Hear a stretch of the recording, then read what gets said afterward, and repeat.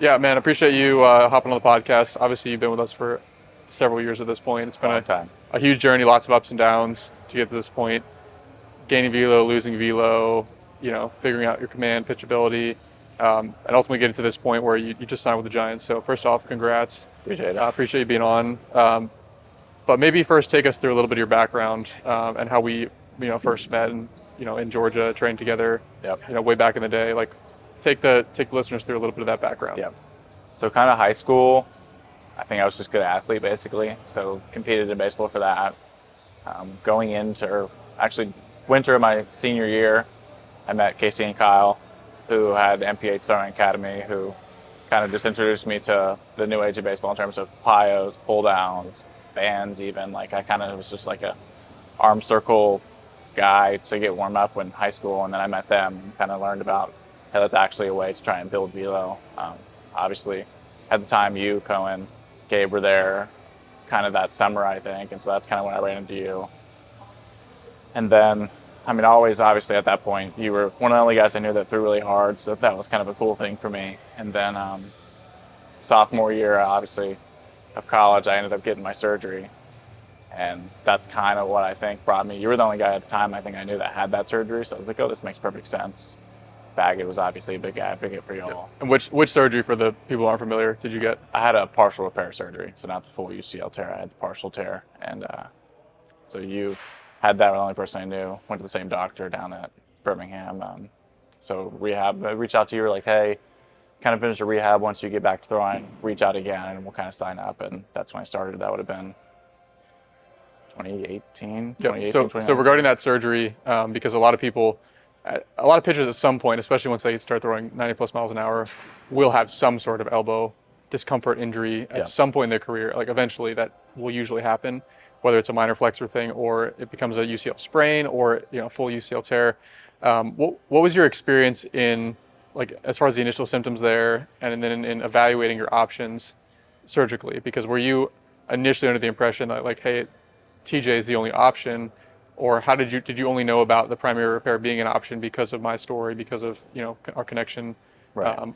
Take me through that process of how the injury happened and then how you ultimately settled on getting a primary repair. Right. So it was summer going into my sophomore year, throwing live with Casey and Kyle. We were out there at home plate just trying to get some live at bats and ripped a slider and just all of a sudden didn't really feel good. I was like, hey, I'm going to be done for the day. I went to a local Peachtree City ortho, nothing to do with shoulders or elbows. It's like, hey, can I get an MRI?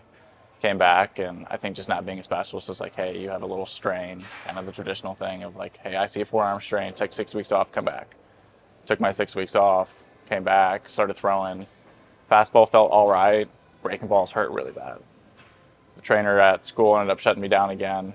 Was like, hey, let's take 6 more weeks off, come back. Took 6 more weeks off, came back.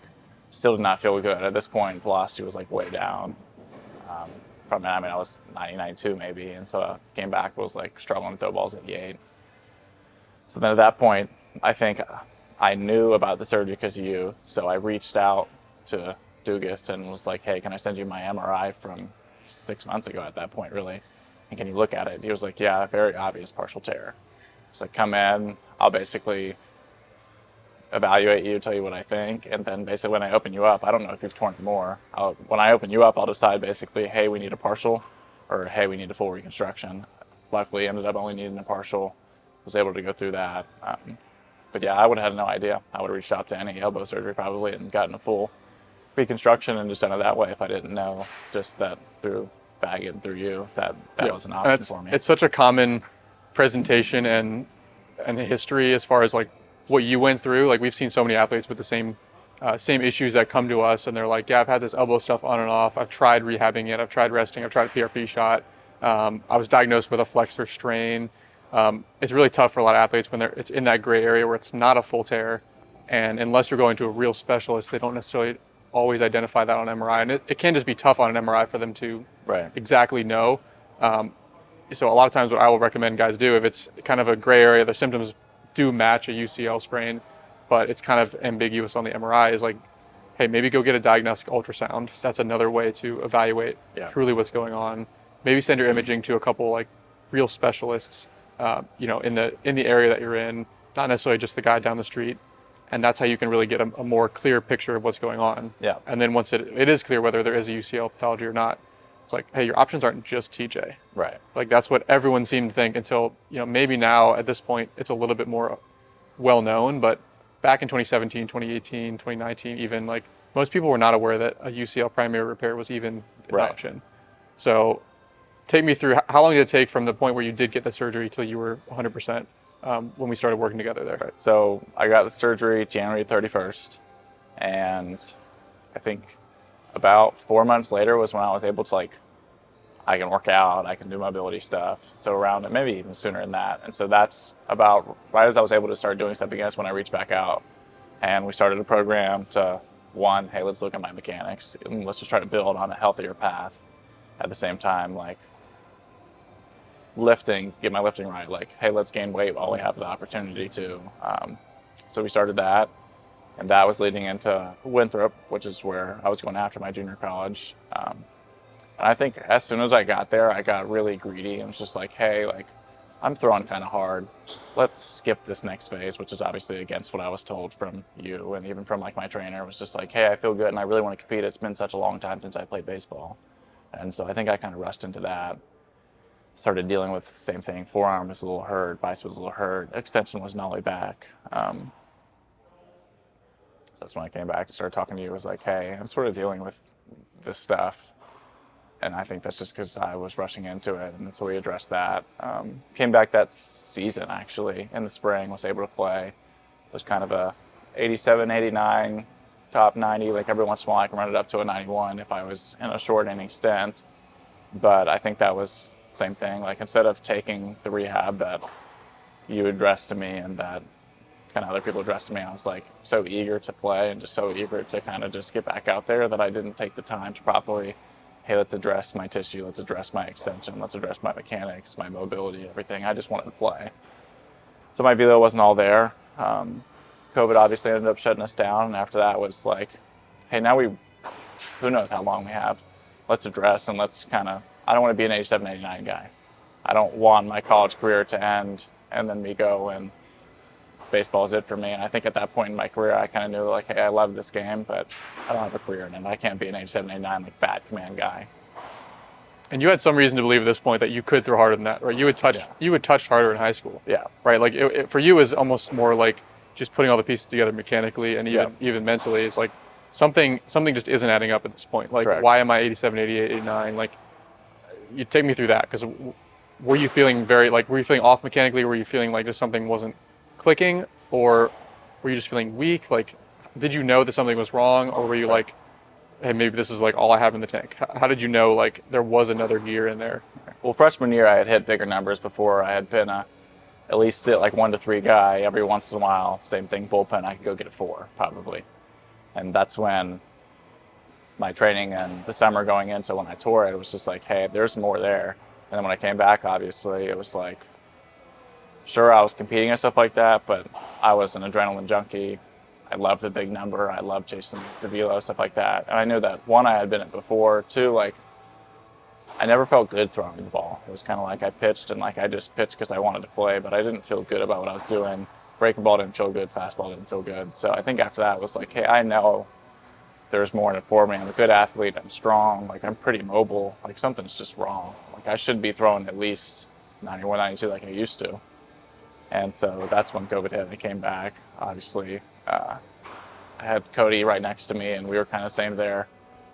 Velo going against each other, and so that made it fun. I had you back in my corner. Hey, we have time to fix this, and that's where we kind of started our remat project, and obviously took off from there. So, yeah, I think a lot of pitchers, when they get in that rut, they want to just keep competing and competing their way through it. But actually, for us and for you specifically, like, COVID was actually a blessing in disguise, because it was a time to actually take a full step back. Look at all the pieces in front of us, like, put it all on the table. Like, what do we need to do at this point to rebuild? What's going on? And if you had to continue competing through the summer, through that season, like, I'm not sure that anything would have changed at that point. We would have had to just kind of, you would have had to compete with the patterns that you had, but we were able to take a step back, say, look, your arm's moving really slow. You're tipping really uphill with that first move. The pelvis is tipping uphill. You're getting nothing out of your lower half, and as a result, your arm's taking over. And because your arm's taking over, it's moving, slow as molasses. So we need to we need to figure out how to turn your arm on. Right. And so I remember like at that point, I didn't know what you were necessarily capable of. I was pretty sure like we could go get you back to 93, 94. Yeah. But I told you like we were really going into, uncharted territory at that Yeah. point. So we're going to turn the arm on, then we're going to backwards chain that into the lower half, make sure you're rotating instead of just falling down the mound and pushing the arm. Yep. And then add in that aggressive forward move, that hinge, and then put it all together and just take plenty of time at each step to add Right. one variable at a time. So that was all your vision at the time. I was like, you were like, I remember walking. This was right before everything kind of shut down. We weren't allowed to come in. Walking through the office to leave, and you were almost laughing. Like, your arm moves so slow. Like, I don't know why your arm moves so slow. And I remember, Right. I laughed about it. Like, it was friendly criticism, I knew, but I was like, hey, like, riding home with Cody that day, I remember I was like, hey, like, it's honestly a good thing that like he sees something such a big flaw. Like, that means there's so much more for me. And I think that excited me, and that's kind of what brought me into the process. Is I knew that there was so much more for me, and so it made showing up every day easy and Yep. made it fun. Was I knew that, hey, it's not like I showed up and you're like, hey, I don't know why you're not throwing slow, and me just coming in aimlessly training every day. I knew that I had a plan, and like you said, all these different steps I eventually went through at the time, it was just like, hey, let's get the arm on plane and let's start doing that. And that was step one for me. And then obviously after that, you were able to address, hey, the next step is this. So I think you saw this master plan, and it made it really easy for me that it was like, hey, here's this one step, and you've always done a really good job of, I'm not going to let you think about more things. Like, this is what I see, let's fix this, then let's worry about something else. Right. And I think me being like, oh, this is wrong and that's wrong, and I want to analyze everything, and I would confuse myself if I didn't just address that one thing at a time. So that was a really big help to me, I think. Yeah, I think for you, it's really helpful when an athlete comes to you and they're just like ready to buy into whatever you tell them. Yeah. Versus when they already have all this, history and like they're kind of resistant to it. But like you were at the state of like, look, I need help. Like nothing is working right now. We need to figure this out. Right. And so that allowed us to really just set the stage for a plan. And it wasn't like I was just implementing a plan with no feedback from you. Like at every step of the process, it's how does this feel? How does this feel? What are your thoughts? What are your thoughts? Like, let's look at this video together. Let's look at the outcome. Like, let's look at these. So we were going through that methodical plan together on a journey together. It wasn't just me telling you top down, this is what you have to do, but you came into that process already having buy-in and trust that there was going to be that reciprocal relationship. Specifically regarding your arm, like, one of the things, when I see an arm, like I almost imagine like, if you look at like an overhead fan, when that fan's going pretty slow, like you can see the blades, right? But when it's going fast, like it's a blur. Yeah. When a guy's arm is moving fast, it's a blur. When you can literally see the arm moving through, like from layback to internal rotation to bar release, and you can like literally see his arm moving, right? Like you literally see the blade of a fan. That's a sign it's too slow. So for you, it was like very clear, like, okay, you're missing the arm speed component. Yeah. Where is that coming from? Arm speed itself isn't just from the arm, but it's a combination of you're actively accelerating from the arm itself, but you're also augmenting that from energy from the lower half. And when the arm is that slow, it's a good sign you're getting neither. It means your lower half isn't working and you're not accelerating from the arm. But you had levers, you were an athletic guy throwing 87, like, doesn't make much sense. So I knew from the very start, like, there's a lot that's not working here. Like, there is so much low-hanging fruit that we can attack just off the bat.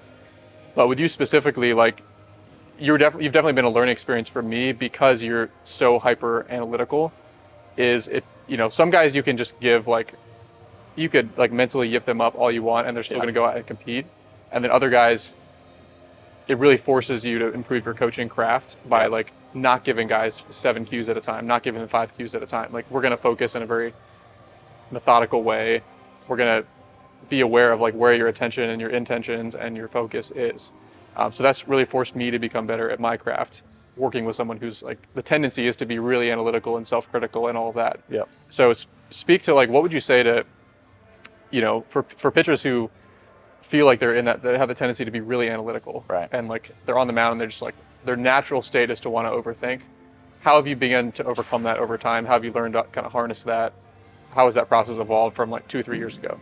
I think just obviously once I knew what I was capable of, I think obviously still I was like, I want more. And then I think just being able to like separate your training into different increments where you're just centrally focused on one thing. Like, I think my warm-up throws right now are like, hey, let's go to the mound. I can think about my mechanics here. I have the net in front of me. Like, let's just aimlessly, like, I'm going to think about my hip hinge, or I'm going to think about my arm on plane. And then at that point, it's like, okay, now I go to my catch play and I can think about the way my ball spins coming out of my hand or this. But now I'm not thinking about my mechanics. And then I think by the time it gets to the mound, we even have some days where it's like, okay, let's think about this one thing. But I think now when I get to the mound, my only thought can be, how can I get this guy out? And we've even run into issues kind of lately of like, oh, my slider's not moving quite the way I want it to. And you've told me, like, I don't care what your slider's moving at. How can you get guys out with that slider that day?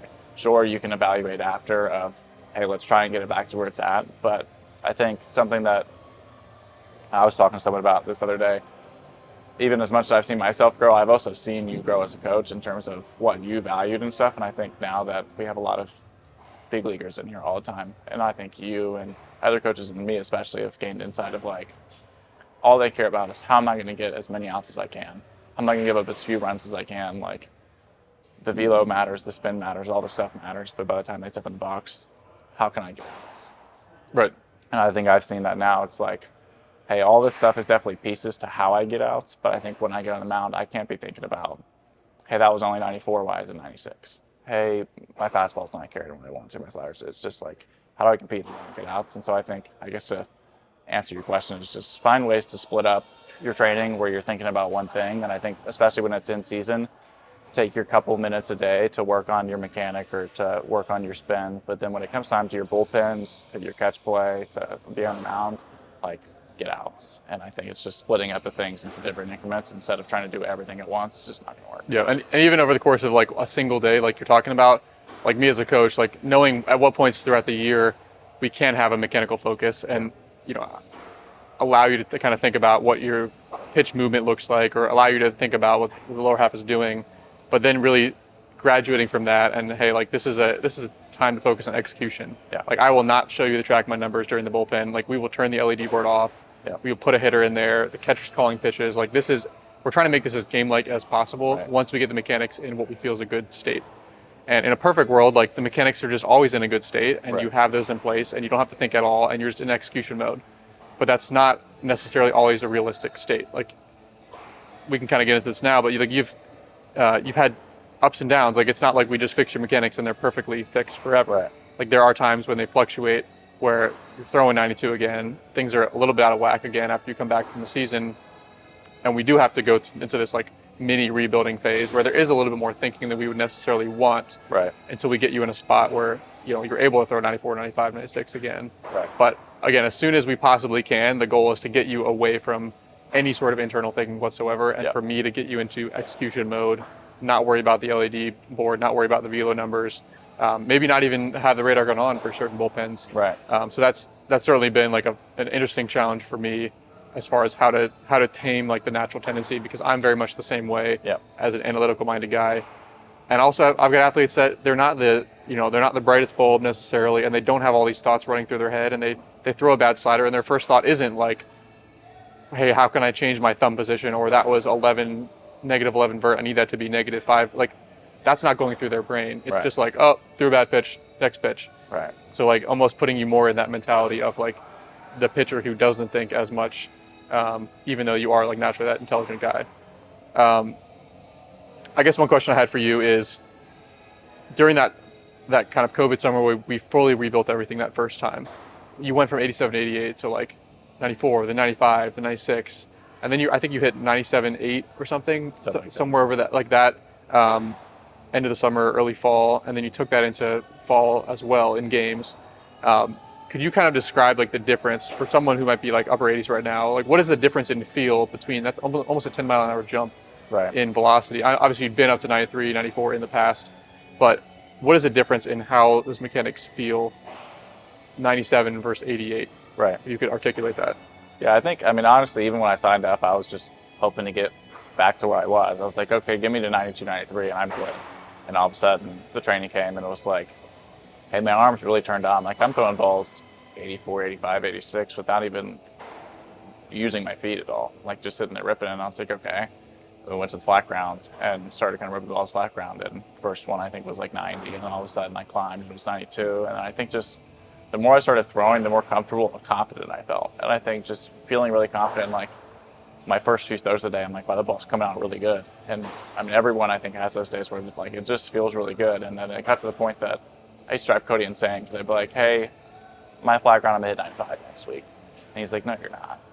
And then all of a sudden I go do it. And it's just like I could feel and catch play so confident and so comfortable on my throw. The ball just zips out. Like at any given time, I could sit there and I'm gonna throw this ball 83, and like it just whips out.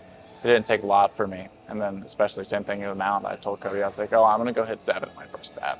He's like, no, you're not. Like, stop talking about that. And all of a sudden it's like, I just get on the mound and my first throw is like 92, and I'm like, yep, like here we go.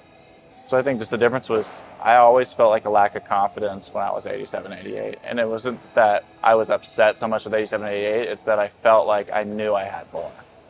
And I felt like I wasn't being my best self. And then all of a sudden, when I was throwing hard, I was like, okay, this is who I'm supposed to be. Like, this is where I'm supposed to be throwing. So I think a lot of it was just confidence. And I think that was instilled by you. That was instilled by my friends. That was instilled by myself of just like, hey, each given day, like I get out there and I started feeling better every day. Yeah. So I think just the confidence and my ability was really the difference in how my mechanics were. Yeah, that's an interesting answer because obviously a part of it is the actual like biomechanics, the joint angles and positions and the timing and the sequencing tempo. Like part of it is that like, your elbow not being down here anymore and being in plane. Right. Like you're actually getting a hinge in your lower half, better weight shift. But part of it, like to hear like, you know, that perception from you is like, it's confidence. It's not like as you started to feel the patterns sink in a little bit more and more and more and more.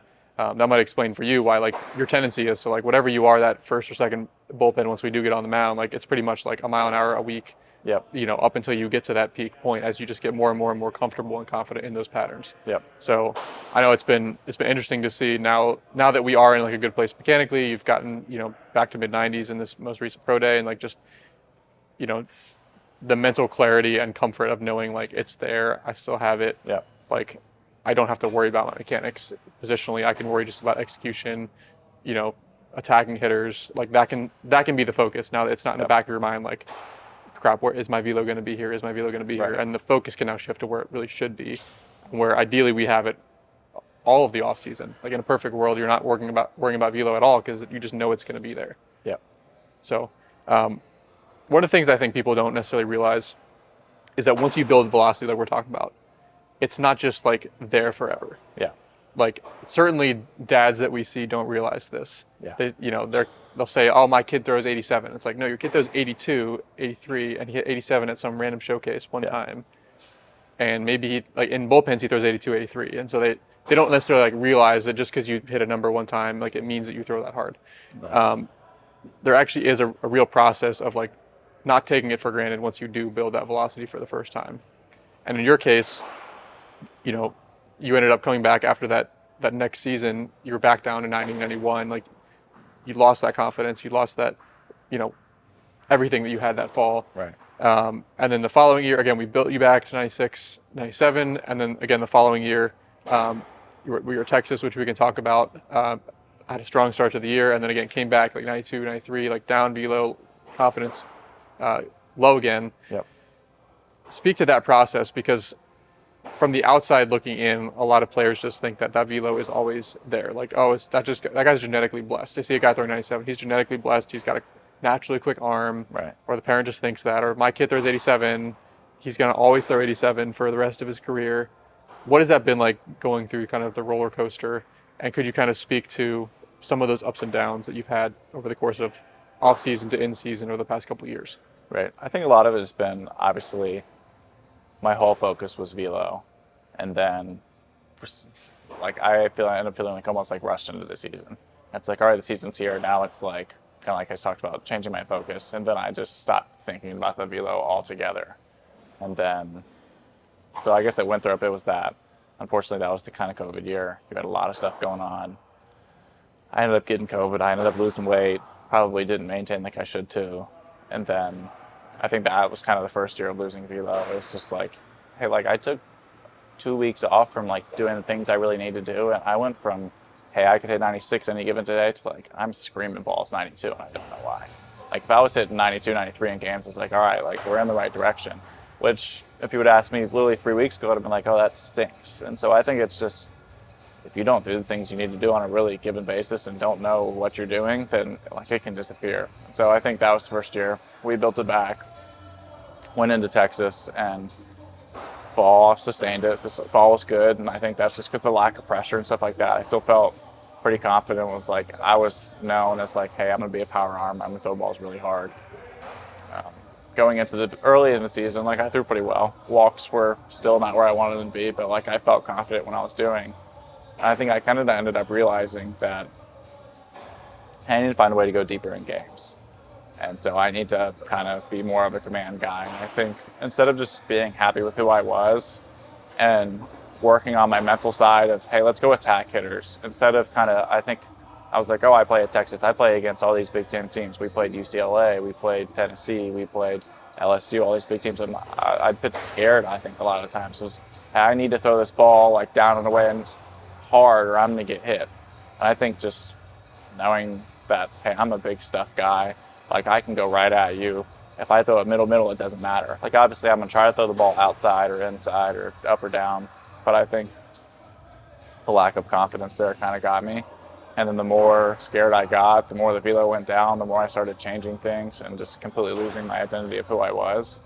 Trying to be someone that I just was not. Trying to be a command guy, like, I'm going to pitch to this exact spot. And I think that was just myself, eating myself up. Obviously, like, it's easy to point fingers everywhere, but, like, looking back on it, the finger should be pointed at me. Is I wanted to change too many things. I wanted to do something that wasn't there. Our coaches even talked about how to separate stuff, being over the rubber or being over the plate. And I found myself over the rubber way too much, thinking about my mechanics, thinking about the stuff I needed to do compared to just being confident, like I can go beat this guy. And luckily I had the joy of meeting Tulo out there, and Tulo talked about the mental game. Coach Pierce was huge on the mental game.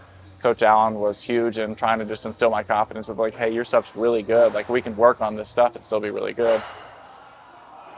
And unfortunately, I did the opposite of what most of them told me of just, hey, like, that guy's trying to take something from me. Like, every batter who steps in the box, he's taking food off my table. He's taking something from me, and I've got to go out there and just beat that guy each given day and be confident that I can do that. And I think I just fell way too much in my head, being way too analytical, trying to do way too many things compared to just being myself and getting out. So, I mean, it's obviously every offseason I wish that I could work on a new pitch or work on my command or work on sequencing, stuff like that. But unfortunately, I've allowed myself to get really in my head of, hey, let's change all this stuff in season compared to let's just get sides out. And so my goal this year is to come back still 94, 95, have a really good year this year with the Giants, have a really good offseason next year, and actually work on stuff we want to work on. Do you feel like you've learned in yourself that when you start to get into that spiral, not to use mechanics as an excuse or not to start searching from the mechanics side? Like, maybe there's a mental process that needs to happen and some adjustments need to happen mentally or with the focal point or with the aggressiveness. But you've also, made either intentionally or unintentionally some mechanical changes each year as well. Yeah. As you kind of get into that process, the confidence starts to drop a little bit, maybe a couple of bad outings, and now it becomes like, okay, do I need to change my glove arm? Do I need to change my back leg? Do I need to change this, that, this? What have you learned now as you head into this season about changing your mechanics in season? Is that something where it's like you're just going to stay away from that as far as you possibly can, mm-hmm. and all those adjustments are going to be more mental and approach driven? What have you learned mechanically? Yeah, I think I've learned that the command, the velocity, all that stuff, like, isn't mechanical. It's almost entirely mental for me. And I think that it was like, whether I was told or whether I thought of myself, like, if I'm throwing a ball 96, I'm probably doing a lot of things mechanically really well. Whether I'm super strong or whatever it is, if you're throwing a ball 95 plus, you're moving mechanically really well.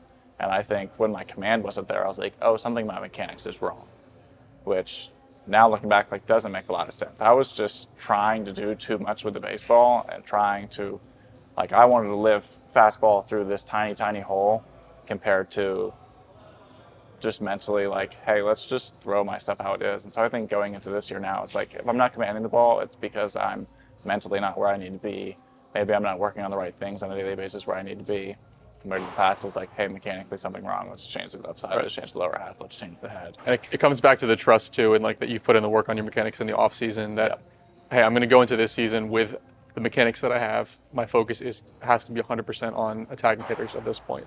Obviously, there's big leaguers that will make subtle mechanical adjustments in season. Yeah. It's not like you absolutely can't do it, but for certain guys with the tendency to like really overthink what's going on mechanically, like I'm just like don't even open that door. Like that's just not the move. So I think that's been interesting for you and for me, just evaluating, you know, you over the course of the past few years.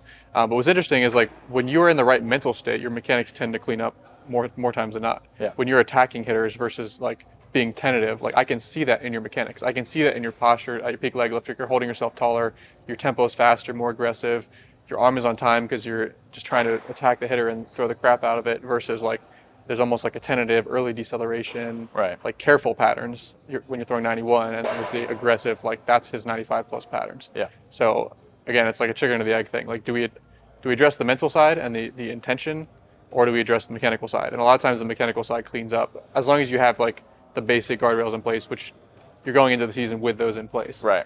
That'll clean up just by addressing the mental side. Yep. So I think, yeah, like you said, it's just mentally, if I'm right, I'm aggressive, I'm moving fast, everything's right. And then for some reason, whenever my mental goes away, I look at mechanics, which you can see. And so then I'm like, oh, I got to change this compared to just like, hey, I know if I just tap back into my mental, my mechanics clean themselves up. And so I think that's where I'm at now compared to where I used to be. How do you think about taking feedback like from coaches as an athlete, or like coachability? Obviously you had a bunch of different, like you've had, you know, me for several years, but you've also had various different coaches, a bunch of different like, you know, perspectives and personalities in your ear over the last several years, playing for several different teams. How has your perspective on like coachability or taking feedback from coaches shifted? Are you just like, I'm a blank slate, whatever anyone in a position of authority tells me, I'm going to do it? Are you now a little bit more cautious where it's like, I'll listen, but I'm going to filter that through my own kind of BS meter, maybe try it, but not commit to it just because my coach tells me to? Right. How has that perception changed now that you have had some instances where, you know, feedback is, you know, given to you? It doesn't necessarily always lead to the outcome that you would want. Right. You could argue whose fault that is. But that's happened several times now where, you know, things start to derail. Well-intentioned coaches give you feedback. Are you a little more cautious about letting too many voices, too many cooks in the kitchen at this point? Just talk me through that. Right. I think a lot of it, like I go into meeting the coaches and for some reason I already feel like I know the things I need to know. And I think some of the coaches have told me stuff and I really like brush it off. And I think every coach that I've had has something that can benefit me. But since I kind of shut things out, or did shut things out, I think that was a little unfair of me to do to kind of all of them. And so I think when it came time to the changes I did end up making as a result of the well-intentioned stuff, I did it with just kind of the wrong perception in general. It was like, whatever, I'll do it just to like show you sort of thing, compared to now I think looking back, it's more like I think I can listen and really take in the things they're saying and then take my time to evaluate the things that they did say to make a better educated decision. I've been through so many ups and downs of, hey, you told me this, and like, I think maybe a lot of times I could have just heard things wrong. It's like, if you tell me one thing about my lower half compared to Justin tells me one thing about my lower half, you could be telling the same thing in a different way, and it's just the way I perceive it can be taken the wrong way. So I think a lot of my career has been that. But it comes back to like, you need to be fully bought into any change you need to be on board. Whoever's working with you needs to be on board, and it needs to be a collaboration versus like you're just going to either fully ignore him or you're going to do what he says, but it's like screw you, I'm just doing this to show you like you're wrong, or like I'm just doing this. Like there has to be a collaborative piece to it. Right.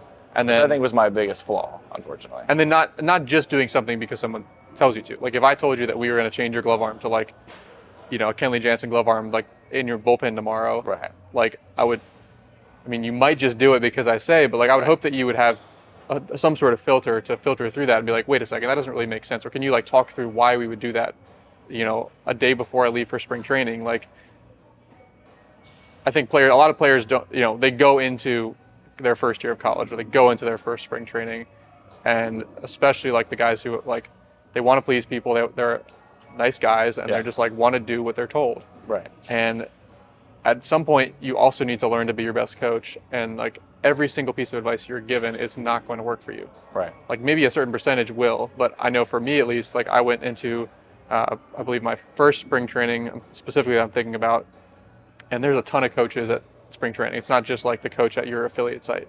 It's like you have the low A coach, the high A coach, the double A coach, the pitching coordinator, the triple A coach. They're all there walking around. They're watching you throw your bullpens. They're watching Right. you in your lives. They all have something to say. And if you listen to every single thing that every single coach tells you to do, and you're just going to constantly make changes all the time. Right. You're going to have so many different coaches over the course of your career that there's just no way to not let that like what if you have a great college coach and he takes another job and then you have a brand new guy come in and he tells you something completely different? Right. Are you just going to let your career get completely derailed and Right. completely change, what your approach as a pitcher is because this guy has a new philosophy? So I think I've seen that evolution in you to now you have some understanding of why you're doing what you're doing. Right. And it's not just like because whatever coach you end up having this year, right? They're going to have some information that's valuable. They're going to have some information that doesn't apply to you. Right. And as long as you can be respectful and have that conversation with them and they can be respectful and have it back and forth, then there's no issue. Right. It's just when there ends up being a coach with an ego that says like, it's my way or the highway. And there ends up being a nice kid without that experience yet. Right. Like, I'm just going to do whatever you say because you must know everything because you're a coach. Right. I don't like my athletes to be like that. Right. I'd rather they ask questions. I'd rather they be skeptical. I'd rather they say, why are we doing this? Or like, I'll try it for a bullpen, but like those first 10 pitches with it felt terrible. Like, I want to know that. If it feels terrible and the metrics aren't good, like, I'm probably not going to force through a change just because like it's my pitching philosophy. Right. So I just think understanding like the collaborative mindset from it has to be there from the coach, but like the player also needs to understand that and like be willing to stand up for themselves. Yeah. At certain inflection points in their career, when you just know something isn't working for you. If you don't speak up, like you're allowing them to derail your career. Right. And I think that's something that I've learned just from being here is you see some of the most successful guys in here pick a lot of brains, but they pick them knowing that like, hey, I can ask you something and you can give me your genuine answer, and that doesn't mean I want to use it. And I think that's something that's been hard for me was I either look at a guy as like he knows the stuff or he doesn't, compared to, hey, like I don't think very many coaches are telling you things with bad intentions. Like everything I've ever been told is good intentions. I think that's what you said, is being able to take what you say with a completely open mind and knowing like, hey, that may be a good idea, or hey, like maybe I shouldn't try that. And I think that's something that I benefit from here is I talk to Hunter every day practically about slider stuff, or I talk to Coan, has been a vastly big help in terms of like, hey, if you know Coan and the stuff that he wants to work with, it's extremely helpful. I think Justin, Devin, I mean, the list goes on of any guy who I pick their brain and take stuff from them. But if I try to take every trade coach I've ever talked to and every college coach I've ever talked to and take all their ideas and combine it into one, there's no way I can do that. It's the difference between like blindly doing something because you just say like that guy must know everything. Right. Like that's like some guru. Like I hate the term guru. Like if anyone calls me a guru, I'm like literally shut up. Like I'm never going to refer to myself as that ever. And you'll see these quote unquote gurus out there where like all their followers are just like, you can't even question anything they say because it's like, well, he worked with XYZ big, like they're just like an untouchable thing. Everything they say is like golden. It's like, that's not reality. Right. But I think that comes into like, we're all so different in so many ways. Like, sure, I get called compared to Walker Buehler. To me, and like our hip anatomy could be different, our limb length could be different. There's so many things that we could do different that even if I'm trying to do a lot of things like him, just because he does it doesn't mean it works for me. And so I think whether it's, oh, hey, this worked for this guy, so that's how exactly I'm going to teach you, like, doesn't always apply. Sometimes it works, and it's great if it does, and it's great if I can make a small change and it yields the results I want. But a lot of times it doesn't work that way, and I think it's trial and error stuff, and like I said, open mind, but at the same time knowing that, like, hey, Walker Buehler does this, I'm going to try this. Wow, that feels really bad. Right. And not just completely buying into, well, he does it, I'm going to do it. Right. At the end of the day, like, you're allowing the actual outcomes to dictate what you stick with. Right. So in theory, like having this arm slot or this leg lift or coming set this way, like in theory, we think that might help you. But like, let's test it. Right. Like the vertical shin thing, like it looked pretty good. Like the pattern looked good on video. Yeah. But you were throwing 91. Right. So we had to recreate that back leg tension, that IR dominant pattern, and get you back to 95. So like at the end of the day, like you have to let the outcome and the results and the metrics dictate and the data dictate like what actually works versus what doesn't, right, versus what we think in our our own little bubble and philosophy is supposed to work. Right. So I think that's just an important piece. I'll say, like, just to end on this, like, what would you give as your main advice for young players out there? Like, if you could go back in time, talk to like the 15-year-old Daniel Blair, Right.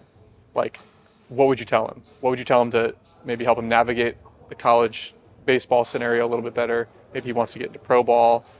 Maybe just be able to pitch on varsity. Like, what would you tell him as far as how to navigate that process a little bit better? I mean, I think a lot of it that I've learned, especially just from being here and being around so many minds, and something that's increased my love for the game is part of like trying to help people. And so I guess in terms of trying to help me, a lot of it is just like telling people to just think. Like, I think a lot of people are kind of like say take everything so blindly and believe that like, oh well, this is that. A lot of it just doesn't even make any sense. And so I think a lot of the stuff that I've kind of gone through, I'm like, well, what makes sense and what doesn't? What has factual basis and what doesn't? So I think I tell my young self to just like think. Like, a lot of it isn't that hard. Hey, if you want to get bigger, you should probably eat more and lift more. Hey, if you want to get more mobile, you should probably just stretch more. Hey, if you want to get better mechanics, like, let's find someone who knows what they're talking about, who has a record of improving people, who like is willing to, like you said, coach and work with me compared to just tell me this is how it's done. And I think a lot of that comes to just common sense. Nothing ever in life has worked one way and only one way. And so I think I would tell myself to just like, you're a smart kid. How can you become a smarter kid? And in terms of just use common sense baseball can be a simple game with a lot of complications put into it. So I think for anyone trying to just get better, it's like, hey, let's really think about everything that's told to me and let's evaluate it and personalize it to myself. If you tell me something, like whether it's writing it down in a notebook, thinking about it the rest of the day, and really trying to, I think that's the only way you can get real buy-in is if you can convince yourself like, hey, that makes a lot of sense to me, as well as to him, as well as to whoever else, and kind of just using your brain. That's, I think, it's simple advice, but I think it's something that I have not used and a lot of people haven't used. I think I talked to Nixon at Texas, who I love to death, but a lot of, like, I could tell him to like do backflips and spin in circles and make him throw 100, and he'd be doing backflips and spinning in circles just because I told him to, because I thought it worked. And I think that's the biggest change I thought I saw him take, was just like, hey, I'm really going to start thinking about the things I do compared to just blindly doing the things I'm told. Right. And it's like the double-edged sword of being intelligent and being analytical is, on the one hand, it predisposes you to, like, the natural tendency is to overthink when you're on the mound. Right. But it also allows you to have an appreciation, understanding of why you're doing what you're doing. Right. And so I gotta think to like a Trevor Bauer example, or like a Pete Fairbanks example, like, they're able to develop, like, if you're able to really understand why you're doing what you're doing and then still be able to like hold the analytical thoughts and like hold all that stuff at bay when you're actually out there on the mound, like that's in my opinion the best of both worlds. Yeah, no doubt. You have to learn to harness all that overthinking and all this, all that intelligence when you're on the mound, but it really becomes a benefit from the actual training standpoint, from the understanding, from the learning a new pitch. Like, from that standpoint, it's a huge advantage. So it's not necessarily like, hey, we should all just be like dumb pitchers who don't think. Like, yeah, that's helpful on the mound, but long term, if you can be the guy who understands what you're doing and can really be intentional about it, and you can also learn to hold that part of your brain at bay through mental routines, through all the different stuff that we talk about, through adjusting your focus and what you're trying to do and simplifying everything. To me, that's the best of both worlds. Yeah. So that's obviously what we've been trying to go after, and I'm just really excited that you finally kind of put it all together, have your first opportunity to play professionally, and excited to see what this season brings for you. Yeah, super pumped to get out there, and finally feels like it's all put together, and like I have a really good basis of. I had messed it up a couple times. Now I feel like I can not mess it up and really go have a good season and hopefully a really good career. So it's always going to be a trial and error process. So yeah, for sure, we'll be here for you every step of the way. Awesome. Appreciate it, man. Yep. All right. Good to go. What was my troll question? I missed it. No, I didn't do it because you already mentioned it. I said, has anybody ever told you that you throw like a Kmart Walker Bueller? No. Yep. But you already brought up. Tyler's on, bro. Thanks. That was the first question Ross asked me, or when Zombro introduced me to Ross, which is the Giant Scout who ultimately suggested. He was like, you remind me of? I was like, Walker Bueller, and Zombro started dying laughing. I was like, well, he calls me Kmart Walker Bueller. So. Zombro is the ultimate troll. Like, you wouldn't necessarily know it. He is. But he loves him some trolling.